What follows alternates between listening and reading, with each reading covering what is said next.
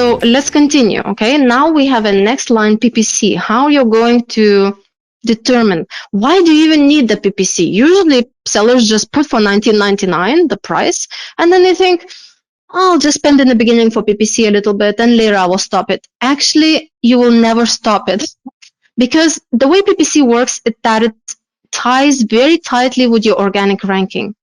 So if you stop your PPC completely, very often your organic ranking is affected as well. And sometimes we can reduce the PPC spend, not completely stop it, but you can never exactly turn it off once you start it. I don't know, Kevin, do you agree with me? Is that the way it goes? Yeah, you're typically going to be running PPC for quite some time. Yeah, I would just budget that you're always going to be running it. That's right. Now I'll tell you exactly how and how much to budget for it. Okay, so how do you know? Because if you budget it well, you will always make money. If you know in advance, I'm going to spend that much on PPC and cushion for it and add the profit margin, you will always make money, even from your first batch.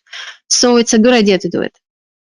Now, if you use any kind of PPC software that automates PPC for you, this is usually what they suggest. There's this fancy name called ACoS. If you've never heard of it, it's a very simple thing. It's just how much of your revenue is your ad gonna cost. So they're saying when you launch the product, you should spend 90% of your revenue. So they're saying that if you have $19.95 item, you should spend at least $18 for your ad cost, to push it, to launch it, basically waste all your money just to launch it fast. That's usually the recommendation in some of the software. And they say once you do clearance at 70% of your ad revenue. So I'm talking about ACoS. They're recommending ACoS to have 70% when you're clearing. And when you want to profit, you usually optimize for 15% to 40% ad cost within the revenue, which is that ACoS thing. But when you just think about your ad spend of the revenue, so that's 15 to 40% if you spend of your revenue, you can still make profit. Okay, so now we know where we want to be. Look at what they recommend here. If you look at the actual $19.95 item and how much I should spend, so $17.95 I have to spend for the launch.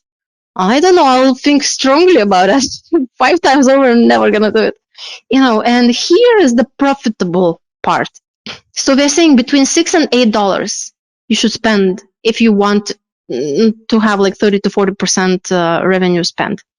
Now, this is pretty high, and not all of your items that you sell are going to be PPC. Now we are thinking how much each unit sold gonna budget for PPC, but some of your sales will come from PPC and some will be organic. In the beginning, when you're a new seller, maybe more PPC and later maybe more organic, so let's say half and half roughly. Okay, so actually, when you think about it, it's not the 40%, the ad cost and the revenue, it's the 20% that we could budget, because it's only the half of it gonna come from PPC and the other half from organic. So when you look at the numbers, that comes out to be that I will put in my spreadsheet is the $3.99, which is the half of that $8 here that they were recommending. Okay, so 40%, why they're even using, it's a little bit confusing why they're saying like 30, 40, where do they get this number? Well, usually they look at your profit margin, and profit margins are, for most private label sellers, between 30 and 40%, like I mentioned, right? As I see on Shopkeeper, many sellers, 30, 40 is the thing. So usually the ACoS, the ad cost they're optimizing for, it has to be less than your profit margin. Okay, so if it's less than what you make in profit, if you spend in ad less, you make money. That's why they are suggesting these numbers here. In my case, I take the 20% of the revenue. So remember, I had an item $19.95. So whatever your item, the initial cost that you're thinking to charge, so think of that price and just take 20% of it for the budget of ad cost. That's what I recommend. Let's talk about the promos line next. Okay, you will be running coupons, and definitely I highly recommend running coupons. There's a whole big story about it. Kevin knows that I have other talks and presentations where I expand on it a lot, and I will not go into that right now. I'm just saying that you should run coupons in order to have higher visibility and more clicks into your listing. And each coupon redemption actually gonna cost you 60 cents. In reality, though, from my experience, is that not everybody clicks on that coupon redemption checkbox. The buyers are not so tech savvy to know that they have to come to the listing and click on this checkbox in order to get this coupon applied. In my experience, only 1 out of 3 buyers on average. So every third buyer figures it out, and the other 2 buy it for regular price. So actually, the coupon redemption fee is not applied for every single sale, right? It's only going to be applied every third sale. So when we split between the 3, it becomes 20 cents for each unit sold. So remember on the spreadsheet, we had the promos line there. So that's, I will put the 20 cents there for coupon redemption fee because I know only every third buyer is going to claim it. It's, like I said, everything is an approximation, but just to get you to a very good approximation. Now, maybe you will run some other promos. You'll offer some discounts. You maybe will run a lightning deal and you will have a deal fee. So think about these things as well and put that into your number. In my case, I decided not to start with those as a new seller. I'm just going to do the coupon in the beginning and not bother with these until I get some sales and traction. So I'm just going to count 0 for other promos. Amazon prep fees is also likely not to apply for you as a new seller, but you have to have it on the line when you're strategizing for price. So these are, like labeling. When you're creating your shipment on Amazon Seller Central, Amazon asks you, do you want, like, who is doing the packaging and the preparing?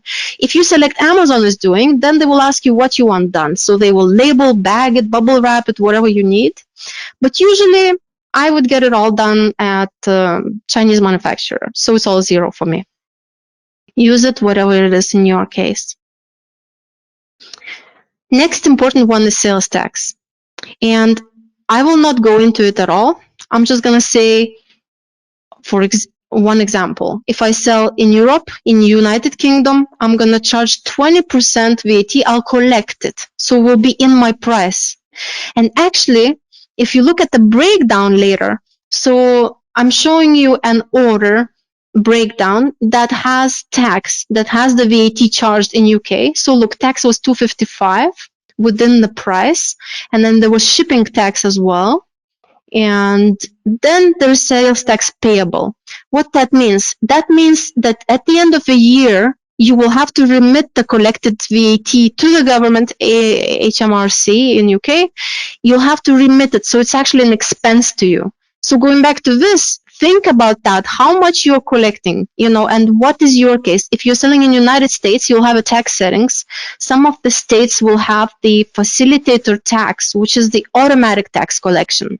Okay, so Google facilitator tax if you don't know what I'm talking about.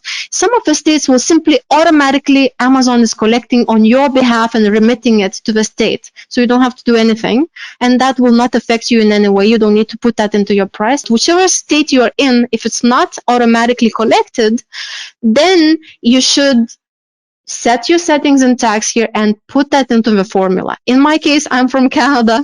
When I sell in the United States, I have no sales tax associated with it, so I am putting a 0. Next thing is a little bit of cushion for business expenses. And it's basically the last thing that we will put. Think about everything you spend on, like your writers and photographers and VAs and software subscriptions, and any other thing that you may spend, you will not know in advance. So I recommend just putting 5% of your price. So if it was $19.95 or 99, put 99 cents. So it's just the 5% of your price. That's what I recommend. For a cushion, so that, again, older sellers will say, what? You put that into each price? But in reality, you will say, oh, it's just covered for my other profit. But what this other profit? So you are actually chipping into that other profit, so you have to have a cushion in there.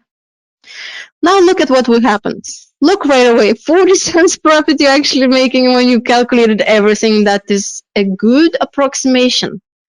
Now, it's a very sad situation, right? You don't want to be making 45 profit. What if you spend more on PPC and then you're going in the negative, or you run one lightning deal and then that's it, it's done, So you have to work from your expenses now to come up with a new price. That means you have to throw that 1995 out the window and work from your costs. Now you know how much budget you have and how much cost you gotta make. So to do that easier, once you have a spreadsheet, you can just select it all the costs. And there's this little formula that I use. So we are going to divide by 0.8 because remember, we are putting PPC in already. That is eating 20% of the profit margin. That's why 0.8, because we want 20% profit margin. Okay, to make 20% of profit margin, what is the recommended price? And formula says it recommends 24.38 to be the price if you want to make 20% margin on top of that. All right, 24.38. That's a very strange number. Remember what I taught you about never using the 4s and the weird endings? Instead, I would either go with 25.99 or 23.99 in this case. So take whatever the formula says and make it a pretty price. Okay, just like I taught you with the pricing psychology bit in the beginning. And don't forget to also increase change these two line items. Now, because you're changing the price, now your costs are going to increase for referral fee because they're charging a percentage. So look that up, what exactly it's going to be for your item now because of this new price. And also PPC spend now 20% budget is bigger because the price is bigger here, right? And look through other expenses. There may be something you want to adjust, like the other business expenses, maybe 5% cushion would be higher than the before. I left as before because it's just a rough estimate. So profit 438. That's our math. Actually, it means that I'll make 17% profit margin when I have a PPC sale, and organic sale will actually give me 36% margin. It's a very good margin to have. So this is where I want to be. My most comfortable position, organic, about 36% perfect. That's what I want. So now I know that 25%, look, my price became $25.99. So where do I fit now in these guys? You know, look at these averages. Everybody's selling between $10.99 and $27.99. Oh, thank God, I'm fitting in the middle, right? Why thank God? Because I don't want to be this weird guy who has so much cost, who has to charge a lot. I want to be like, you know, the guy who can optimize the costs and like who makes money and everything. I mean, so I am happy that I am not an outlier, but I am on the higher end of the middle bucket. Look, I'm $25.99. That's on the higher end, you know, but I am still in here. So it's nice. And you will see, depending on your price and your cost, where do you arrive? If you arrive here in less than $10.99, I'm super proud of you and applause to you because it never happens to me. All right. So now that you have this done, you know your price, and now you know you are in the middle bucket here with your price, okay? So now you will remember there was a profit, how much profit each competitor makes, and now we wanted to just calculate how much cash investment. Remember, we were getting to this number. So how do we get to this number? How much cash investment you will need? Well, now take only manufacturing related and shipping related because the other costs will be covered by your revenue. The reason we even went through calculating that because we needed to know that $25.99. Without the calculating everything, we would never know that we need to charge $25.99. Now we know which bucket we lie in, and now we can calculate just simply manufacturing and shipping related things, and it becomes that 500 units is 3,500 cost. That is my cost in the middle bucket. Now, what does that mean to you? Like, what's that exactly say? Like, okay, middle bucket, so that's 6,000 profit a month, and I'm gonna spend 3,500. But wait, I wanted to be with these guys, you know, make a lot of money. So remember how I said that you can downgrade or upgrade your item. So think about that item now that you have in mind. That's gonna be $25. Is it too much of a price to pay $25.99 for what you had in mind? Did the price become so much bigger that it's not gonna be selling because it's overpriced? Maybe you have this kind of looking item and you're gonna charge $25.99. Maybe it's not appropriate for the market. Like, double think that thing. Now, if you would want to sit in this bucket, which makes a lot of money, let's calculate this number too, you know? What's that mean? First thing, go back to Helium 10 extension and look at those guys who are selling those more expensive items. What type of items are they? You know, in knife sharpener category, It's unfortunate, but they're so different. They are completely different things. It's not anymore this or that, adding a luxury box. In order to charge 169, it has to be an electric knife sharpener, like some awesome item that is unique and nobody else has that, like this one on the left, nobody else has, only they do. And this is a completely different game now that we're playing. So now look at yours and see in the luxury bucket. Yes, you want to be there because you'll make the most profit, but is the item now completely different from what you had in mind in the beginning? Do you have to now think about this whole new product? And if it is, you'll have to do the whole calculation again, now keep this in mind and check the cost and then add those expenses and how much weight, now it's going to weight more and take more space and shipping going to be different. So now the whole different story and calculation again, if that's where you want to go. For example, manufacturing related and shipping related for this item on the right will cost that much. So once you add it up, and you will know exactly how much you need to invest cash in order to sell that item. So for knife sharpener category, I actually need to buy this other item, not this cheap $2.99 item. Now it's $25.99 item. And the shipping will be more expensive. Actually, I have to spend $14,500 as my cash investment. And that's not the end of it. Don't forget that once you order 500 units, about 1 month later, you'll need to reorder if it's selling well, right? And you need like 2 months for shipping and 1 month for production. So you need to order in advance. So that means 15,000 is not enough cash. You will need to actually have another, like some from revenue, maybe another 10,000. So it's a lot of investment, and you have to think to yourself, do I have that much money, and am I willing to spend that much right now? Should I rather be here? Now you'll think, oh, Paulina, I don't even have 3,500. Let's calculate this number. Okay, let's look at this number. Well, this number, when you go to a manufacturer, he will tell you, yeah, we can strip this, we can strip that, but the maximum I can drop the price is $1 off. So instead of $3.99, it will become $2.99. When you are downgrading the product quality, it's never dropping like half the price, like when we are talking about this, it's just a little bit. It's gonna drop not so significant as you wish. Shipping is actually gonna be exact same size, same weight, everything pretty much same. It's not gonna change much for the shipping. Your cost for this small item would be 1,960, and you'll have to reorder. So let's say 3,000 is what you need to have. You will see, yeah, Paulina, I have 3,000. I will buy this item right now, and I think I can just deal with that. I'll be in this box. I would say think twice about being in the bargain hunter's box. Anyone who's selling for less than $10.99, I'm super proud of them. And Kevin mentioned that we met at Sellerfest Israel. On my presentation on stage, I didn't recommend $10.99, and we didn't go this in-depth workshop like with you guys. I just was in general talking about the different types of buyers, and I was not recommending this guy, the bargain hunter with Scrooge. I said, I would never play in the Scrooge category. And then there was this one seller came to me and he says, Paulina, you are telling the sellers not to sell in this Scrooge category. Actually, I make 7 figures a month just from that category. So you can make money there, but all I'm saying is it's not where beginners start. It's something more of advanced, to play with low margins, to know what you're doing, to, all of these things. And if you don't believe me, look at the numbers. So plug in the $2.99 that you negotiated down. Shipping is the same. You cannot afford PPC anymore because your price is $10.99.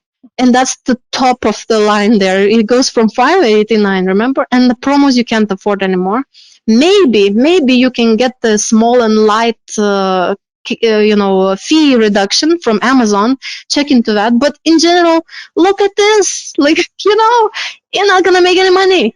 It's not worth. Trust me. In the beginning, you'll make mistakes, and usually costly mistakes. And while your wheels are square, until you round them, it's gonna cost you on things that you're testing and buying that data, so to say. So don't start with that category. I don't recommend it.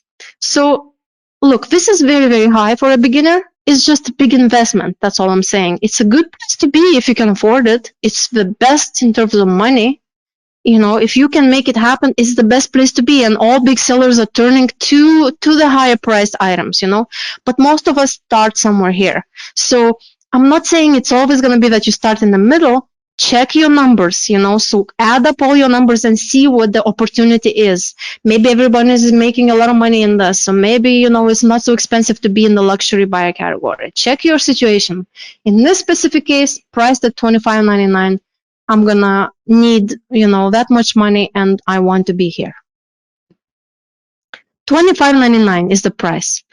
But when you're starting, for new launches, I recommend going a little bit lower, just to get that little bit boost, and that's the last thing I'll teach you. So look, profit margin. Okay, there's a break even and there's the ideal, the 40% that I'm keep mentioning to you. The 40% is what you want to have as a profit margin. But remember, our margin is a little bit lower because we are putting the PPC factor in. So you'll spend 20% of your margin on PPC. Like, you are budgeting that much. I mean, maybe you'll spend less or more, but you're budgeting that much. So for launch, I would say go with something like 10% margin. Reduce it a little bit. Look at the exact numbers. So our situation was $25.99 price gives us 17% for PPC sale, and for organic sale, 36% profit margin. And for launch, I would go with $21.99. It's 8%. It's not exactly 10%, just because I went with a beautiful price with the odd numbers and 99 ending. $21.99 instead of like $22.34 or something, right? So that's the launch price I would go for. You will say, Paulina, but I could do it $16, and like go with the boom. Well, I would say don't do it, because on Amazon, to go from $15.99, if you decide tomorrow you want to increase it to $25.99, you can't. You will say, what? Can't I increase the price? Well, you can, but you will lose your buy box. If you increase the price too quickly, Amazon often decides that you lose your own buy box. You will say, Paulina, I don't sell with other sellers. It's my own product. I'm the only person in the box. How am I going to lose my buy box? Well, look how it looks like. This is the person who has the buy box. There is the price, and it says add to cart. Now, if he increases the price to like, I don't know, $89 suddenly, he loses the buy box to himself, and that's how it looks. Now you see all buying options and available from these sellers. No more add to cart, no more price. This completely kills your conversions. It kills your conversions, and then you don't want it to happen, so you'll put your price back. That means you will increase little bit. So you will go, the next day you'll go $16.99, and then next day $17.99, and oh, you lost your buy box. Okay, back to 16. Let's wait one more day, and then you'll just keep going. It just takes forever to go back to that $25.99. That's why I'm saying don't start too low. Start with $21.99 so that you can just gradually increase it easier than from that super low point. Okay? So now from my whole presentation, now you learned how to identify your opportunity, how to approximate your costs very, very well, and how to know what profit margin you will get from your product, how to budget for it. I noticed one of the other things on the pricing too that I think is important is a lot of times if you really go in for the exclusive price point and you want to make your product feel like it's more expensive, that's where you drop the cents. If you go to a nice restaurant, a lot of times the psychology there is that you don't see the prices. You see prices are always even numbered. It doesn't even have the zeros on it. So if I'm trying to sell someone, let's say the Freedom Ticket course, and I say I want to make it look like it's a really expensive course, I would put period 00. So I would put 99. Let's say it's 997 period 00 because there's more numbers there. So psychologically, it makes it look like it's more expensive. So if you're trying to make something look more expensive, which is what I would do for my competition, so I might say, you could go take a amazing.com's course and it's $3,497, and I would put the 0.00 to emphasize that it's very, very expensive. Versus on mine, I would just put it's $997, no period, no 00, no nothing, just $997, and that makes it look like it's smaller. So that's another thing on the psychology you can use on pricing as well. I would do that, Paulina, if you're on Shopkeeper, if you have a comparison chart on how you compare to other competition, make them put the 0.00 on theirs, and very cool idea. take it off on That's good. So those are, there's a lot in pricing psychology. I mean, like she just showed you, that's very detailed on knowing what you can charge and which market you're going after. Are you going after the Scrooge or the big spender or the middle? But that's all awesome stuff. But and then figuring out the exact price point, once you figure those out, can make a huge difference in how you do. Um, I've got a couple questions here for you. Let's see. Dion said. He said if he differentiates his new product so much that no competitors can even compare, how would he decide on the price? So basically, he's saying his product is so unique that nobody else even comes close to him. How should he decide on the price? Because no one is doing what he's doing with the product. Not on eBay, not on Pinterest, Etsy. What would you recommend in that kind of case? There's two suggestions. So if you're unique, you always can charge more. That's like the common sense, right? Because you're unique, you can charge more because they can't get it anywhere else. But people will still compare you with alternatives. So that's the second thing. Take the alternative market. Like, what's the alternative for your product? You're saying nobody does what I do, but they are solving the problem somehow right now, right? What's the other alternative they are solving it with? Take that market and compare. That will give you the willingness to spend to solve that problem. And that's how you can market yourself pretty much in the same way. So that's probably the best guideline I could give. But sometimes all of the rules and all of the things that I said don't apply if you are unique, patented, crazy invention or something like that. Sometimes you can just, okay, price gonna be $3.99.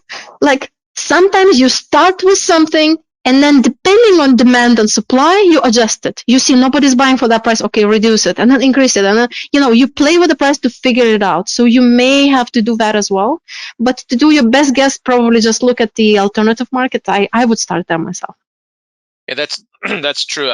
You start higher and you could always come down. It's harder to go up. It's much easier to come down than it is to go up. And just I know most of you have seen my example that I've taught in, if you've done the Freedom Ticket 2.0 with the bully sticks, where I was charging $50 for a set of 3 sticks, and everybody else is charging $30 for a set of 30. And how did I justify that higher price? I was definitely on the high end of Paulina's 3 choices there, but I had to justify that price. I couldn't just go after that and charge that. I had to justify it, so I justified it with the images in my copy and comparing it to others and showing this is what the other sticks look like. They're small and little shrivelly little things. Mine is big and lush and full, and all the different things that we did. The cartoons that I did, where I showed my dogs are eating these bully stick treats in a nice 5-star steakhouse, and the other competition is driving through a McDonald's, eating junk food. So you can justify in the consumer's mind and like, you know what, this actually does look good. I will pay that extra money if they are in that willing to spend market. If they're in the cheap guys market, they're not going to spend it anyway. So I had to justify that. So that's another way you can do that. Joanna says she has a question about having your supplier do all the prep work to save on those costs. She says, what's your strategy for master carton shipping labels? These master carton labels are serialized from 1 to the number of boxes in one shipment to Amazon. What if you want to keep half of your inventory in your warehouse rather than shipping it all to Amazon in one shipment? So I guess Kevin has a better answer than me here because I usually don't split it. Like I don't have a location in the United States myself, and I don't use a warehouse there, so I only ship everything to Amazon right away. But I guess Kevin would say something like, Yeah. use a in between prep center, take off from there. Yeah, the master cartons a lot of times are numbered. Let's say you have 100 master cartons, and inside each master carton, maybe there's, I don't know, 50 units. Uh, for example, just say you ordered 5,000 units, and there's 100 cartons of 50. So those cartons are oftentimes, like Joanna, they are numbered, like carton 1 of 100, carton 2 of 100, carton 3 of 100, and so on. It doesn't freaking matter which ones go where. That's just for sake of of maybe your 3PL or something. It doesn't matter if Amazon gets number 22, number 76, number 13. That doesn't matter. They don't have to be sequentially. It doesn't have to be like Amazon gets 1 through 50 and 51 through 100 go to your own warehouse. It doesn't matter. It really doesn't. It's just for basically the only place that matters is that whenever you checks in to your warehouse or to your facility, that you can make sure that they're all there. And if you're splitting those up, um, that and that's more even for like the shipper, just to make sure that there's something not missing. But if you're splitting those up and shipping 50 directly to Amazon and 50 to your warehouse, as long as the count is 50, it doesn't matter what those numbers are on those master cartons. It really doesn't. Jen has a question. Hi, Kevin and Paulina and Kevin. What would your pricing advice be if we launch a product in the market that already has established brands? See, like the shoe market. So what would your pricing advice be if we launch a product in a market that has a lot of established brands already? Yeah, I get this question quite a bit sometimes after my presentations in like at the conferences. And in that case, it's very often you'll have to like step on their heels with your pricing strategy. And sometimes all of the things that I said come out of the window and you work from their price first. Okay, if you are in a very harsh market with the very, very strong, with thousands of reviews, strong brands are there, you may sometimes want to match their price and their coupon exactly. So for example, they go with like $17.99 and 10% coupon, also be $17.99, 10% coupon. So at least you eliminate that decision from the customer, and they only have to now judge your reviews and your features and your pictures, and try to differentiate different ways. But the price now is eliminated out of decision. If you put $1 less than the harshest competitor, what's going to happen? They will think, oh, this guy's playing the game of I'm the cheaper, but I see he has no reviews. No, I'm not going to get that. So it's like, just be the same. Don't let them even go to thinking that kind of thing, like, why did you pick $16.99? Just be exact match of your competitor. And if your listing turns out to be next to it, it then makes it very, very nice, side-by-side comparison. So sometimes that's a good strategy. Sometimes when you have a lot of big brands and a lot of private label sellers that are copying the big brands, often the private label sellers are playing the lower price game. And if you want to position yourself as a luxury brand, I would price the same as those bigger guys. Like Kevin said, if you improve your listing, make it look like super awesome luxury item, then you're lining yourself up to be with the big guys. There is no such one answer. You'll have to trust your gut on that. Okay, so I can't give you exact answer without looking at the listings. The best idea would be to look at all of the competitors and see how it feels like. That would be my honest answer. I always like, okay, feels like it would be better to do this. So try to sit, look at it, and get that feeling a little bit as well. What if I charge this? What will the buyer, when he's skimming the prices, will it stick to my price, or they will avoid me? Or like, how? I guess watch a few more of my videos on YouTube and try to get that feeling a little bit developed, and then it will help you to guide. That's how I do it most of the time with the feeling. It's the worst advice ever. Sorry about that. So can you tell them a little bit about what Shopkeeper does? Yeah. So Shopkeeper, as you saw in my screenshots, is a profit calculator. So we strive to become the next QuickBooks for Amazon sellers. We are not there yet. We are still approximating most of the things because Amazon API is not very forgiving. It doesn't give us all the details that is needed transaction by transaction. And we are trying to do our best to be very precise and very easy. There are a few other tools in the market that do the same thing, right? You will say, like, why Shopkeeper? What's the difference? Why Paulina is doing it? Shopkeeper is for non-technical users who don't understand anything about accounting. And it's made so simple that you open it. It's only 3 numbers that you need to see. If you need more information, you click into it, you get the breakdown. Then this number, you click into it, more breakdown, more breakdown. You get all the same data, but not all at once in a boring spreadsheet. That is very simple and easy and fun to use. It also makes this ka-ching every time you sell something. So this is something that I loved. I built it for myself first, and then we hired a team to build a commercial version of my prototype, and it's a very successful product today. Awesome. Well, great. Well, I want to say thanks again, Paulina, for coming on and making such an awesome presentation. You wowed everybody on here, and as always, like I've said, you're always impressive. So thanks again for coming on, and I guess if I listen to everybody, we're gonna have to have you back sometime if you're willing. Thanks, everyone. I'd love to come back. Awesome. Well, thanks again, and thanks to Paulina for coming on, and thanks for everybody for being on here, and all those of you watching on the replay. Um, I hope you've gotten a lot from this. I know you've gotten a lot from this. I even took a few notes myself on that calculator that she's doing all the calculations there. I'm like, that's a good one. You know what? I may even go talk to the guys at Helium 10.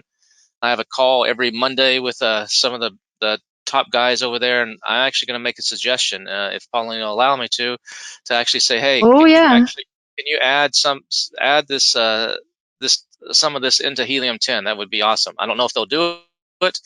It may be on the list to get to in 6 months or something, but if they could even just put a couple things like what she was showing, where here's the pricing ranges, the 3 pricing ranges or something, that would be really cool for everybody. And That'd so be really cool, yes.